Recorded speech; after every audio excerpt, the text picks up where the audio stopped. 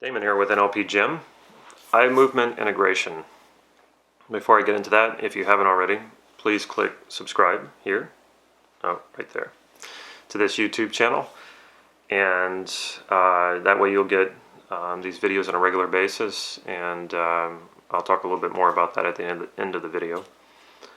So eye movement integration, I'm not going to go into too much about what the theory is behind why it works, other than just to say that when I've heard this, and I'm not sure if it's true, that your eyes are brain tissue that is exposed. Not sure if that's true, but it sounds pretty cool. And I do know that when you move your eyes around, you are accessing different parts of your brain. When you're in a stuck state, or you're in a problem state, or you're focused on a problem, this is a good time to use eye movement integration, and it can also be used for phobias. It can be used for really intense problems, but you probably would want to get help from someone to use it in those situations. So just for trying this out, I would pick a problem, not something that is a level 10 problem, 10 being like your worst problem in the world, but something that, a place in your life where you feel stuck, or some sort of problem that you've been dealing with. When you are focused on a problem, or or you're in a stuck state, it is a form of focus. And when you think focus, it means, you know, your eyes are sort of stuck on one thing, and your only focus is that problem, and that is actually part of the problem. You're not seeing outside of the problem. You're not seeing outside of this stuck state, because you're focused on it. And a lot of times we do this because we're trying to solve the problem, or we're afraid of it, we're feeling fear and anxiety, and it's that fear and anxiety that makes us keep our eyes on that problem, and we feel stuck on that.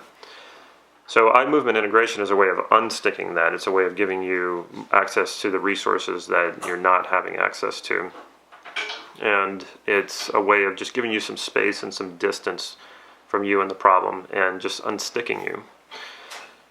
So think about a problem, and what you're going to do, and I hope you can see my eye movements in this, you're going to run your eyes, and you can do this, you can start clockwise or counterclockwise, it doesn't matter which way you start, but you start rolling your eyes all the way around the edges of your eye sockets. And you want to do this while your eyes are open, and you're just rolling them around. So as you do this, think about the stuck state, and just keep thinking about the stuck state of the problem that you're in, and roll them around 5 to 7 times. Then reverse direction, roll them back around the other way, tracing your eye sockets, rolling around, rolling around. Now this could make you a little bit dizzy, so I prefer to do this sitting down. Some people think it's better if you stand up. If you're standing up, you may want to lean against a wall or something, just something that, or you could even put your hand on a piece of furniture, just some way to steady yourself so you don't fall over. So you run it the opposite direction 5 to 7 times. And then you're going to run your eyes in a figure 8, like a figure 8 that's lying on its side, or the sign of infinity. So this kind of movement. And sometimes it helps to use your own finger to trace it like this. You don't have to, but it could help you. And you want to do it about 2 feet in front of you. So you would continue to think about the problem, and then run your eyes with a figure 8 lying on its side, or a sign of infinity, 5 to 7 times. So I'd run it around like this, still thinking about the problem. And then once I've done that 5 to 7 times, I'm going to run it the opposite direction. So it's going to be back around this way, and around, and around, and around. So do that 5 to 7 times both ways. And then to round this thing off, you want to do left to right, as if you're tracing a horizontal line in front of you. It's left, right, left, right, left, right. And do that 5 to 7 times, still thinking about the problem. That usually should be good enough. Some people go back and do one more circle. If you want to do that, that's fine. Then step back and compare how you feel about the problem or the stuck state compared to what you experienced before you started the eye movement integration. How do you feel about the problem now? Do you have new solutions? Do you have new insights?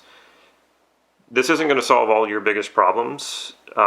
It's amazing sometimes how it can. Like it could be a solution that was just what they say it's right under our nose and we can't see it. Well, maybe that's because our focus was too heavy and too much in the front, and we were blocking things out, and all we had to do was look under our nose. So you will get solutions sometimes, and you will feel yourself become completely unstuck from a stuck state or a crash state just by doing this, but not all the time. The very least, you should at least experience having some distance from the problem or some distance from the stuck state, so that now you can begin to find solutions and find resources that you can plug into this, because you're not so connected to the problem anymore or the state. You're just you've taken a step back, and now you've got a sense of having more available to you, and that's what's really behind this.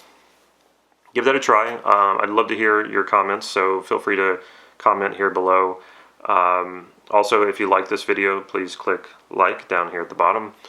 Follow us on Facebook if you haven't already done that, and check out our website, nlp-gym.com. We have some great trainings coming up, and one of them is core transformation, and that'll be taught here in Santa Cruz by Mark Andreas, son of Steve and Connie Ray Andreas. And that'll be September 16th, 17th, and 18th. Take care.